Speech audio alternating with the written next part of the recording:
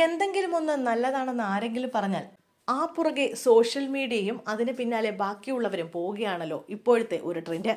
ആരോഗ്യകാര്യത്തിലും ഏറെക്കുറെ അങ്ങനെ തന്നെയാണ് സംഭവിക്കാറ്. സോഷ്യൽ മീഡിയയിൽ പോഷക ഗുണങ്ങളുടെ കാര്യത്തിൽ എല്ലാ കാലത്തും മുൻപന്തിയിലാണ് ബീട്രൂട്ട്.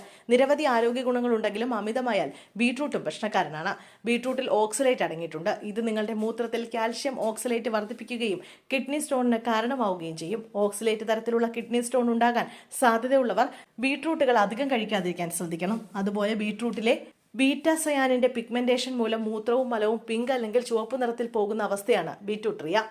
ബീട്രൂട്ടിൽ ഉയർന്ന അളവിൽ നാരുകളുണ്ട്. ഇത് വയറിനെ അസ്വസ്ഥമാക്കുകയും വയറുവേദന, മലബന്ധം, വയറിളക്കം തുടങ്ങിയ പ്രശ്നങ്ങൾക്ക് കാരണമാവുകയും ചെയ്യും. ബീട്രൂട്ടിൽ പോഷകങ്ങൾ ധാരാളം അടങ്ങിയിരിക്കുന്നതിനാൽ മിതമായ അളവിൽ ബീട്രൂട്ട് കഴിക്കുന്നതാണ് നല്ലത്.